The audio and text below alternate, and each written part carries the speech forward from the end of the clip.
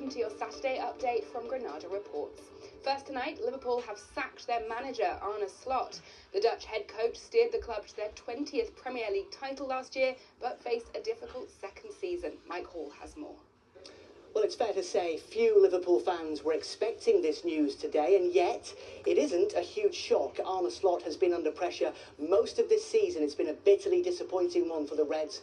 No silverware, and they finished 25 points behind the Premier League champions Arsenal. The fans haven't been happy, nor have the players. Mo Salah twice very publicly criticising Slot's management style. But this time last year, he was the man who guided the Reds to the Premier League title. So did he deserve a little bit more time? Well, Liverpool's owners clearly don't think so. In a statement, they say they've come to the conclusion that change is necessary in order for the club to keep moving forward. They stress it's not a decision that was reached lightly. They say they'd like to place on record their appreciation for Arne, who will always hold a special place in the history of the football club as the coach who delivered Liverpool's 20th league title.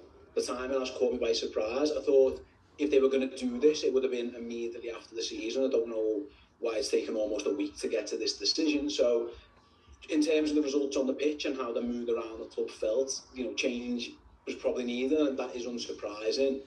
But I am surprised at the timing of it.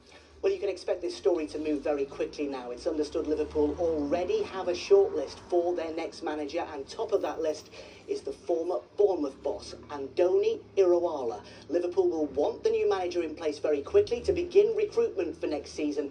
But tonight, the reign of Arne Slot is over. 12 months after leading Liverpool to the Premier League title, he's been sacked. Mike Hall reporting there.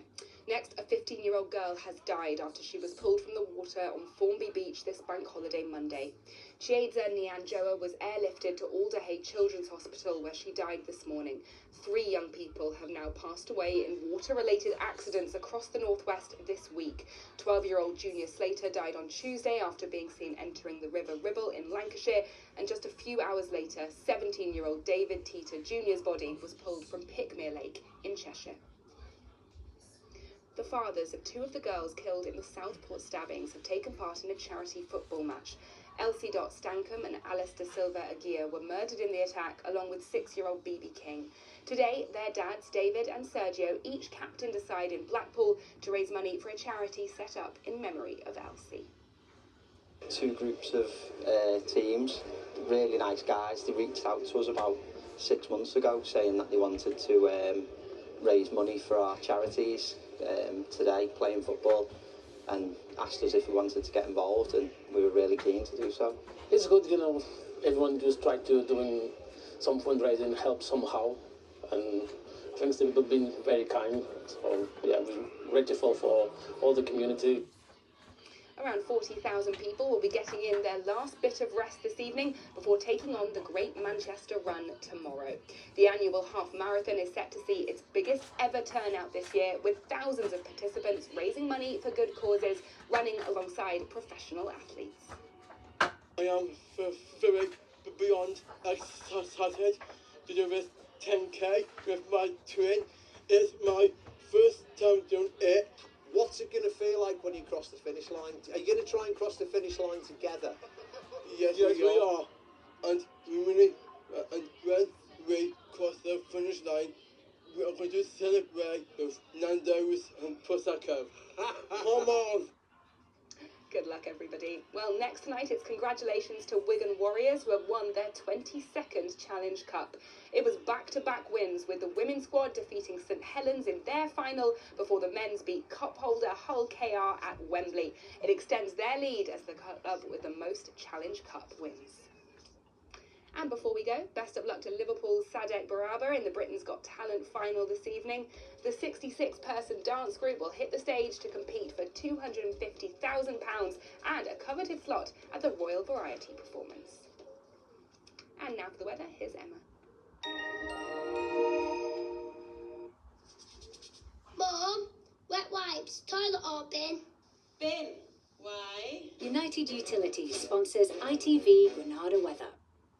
Hello. Hello there, I hope you're enjoying your day. I think you know what's coming. A big change is afoot weather-wise. The main change happening on Monday, a less pronounced one tomorrow. It will feel a bit fresher. Temperatures returning to the sort of values we normally expect for the time of year, around 18 or 19 Celsius. So continuing to feel warm, but we lose the extreme heat that we have been experiencing. And I don't think there are many of us who'll be sad to see the back of that. Also, some useful rain and showers in the forecast as well. So let's take a closer look. Now, the high that has been dominating slowly loses its grip over the next 24 hours. That front crossing tomorrow, introducing fresher climes. But the big change, as I say, is on Monday. This system out to the west gathering momentum, so a very wet start to Monday. Maybe some thundery downpours through parts of Cumbria, and then possibly more widespread thunder with a different system on Tuesday. And then we continue to see a conveyor belt of low pressure systems moving through. We flip-flop between spells of rain and showers for the rest of the week. Well, we would do. Rewinding though to the next few hours, a fairly decent end to the day, but some showers pushing eastwards, degenerating as they do so, and then the next lot of showers bringing up the rear. Again, as I say, there could be some thunder for parts of Cumbria. These could be quite pokey up there, and temperatures around the low teens Celsius, so fairly mild overnight tonight, but not too oppressive for sleeping. Lots of low cloud around and some drier spells in between. Tomorrow, a brighter, fresher day, some good clear spells in between the showers, but these should thin out into the afternoon, and temperatures settling around 17 to 19 Celsius, an odd 20 is possible. This is what's coming for Monday morning, and then, as I say, some thundery showers in the mix for Tuesday. Cleaned up well.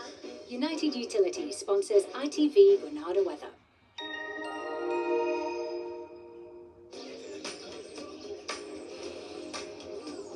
Making the most of summer. Piri sponsors ITV pollen count. On then to the pollen report now. Counts at the moment are generally low, 1 or 2 pockets of moderate, but with a change in air mass over the next few days, they will continue low. So that's pretty good news for hay fever sufferers. Bye-bye.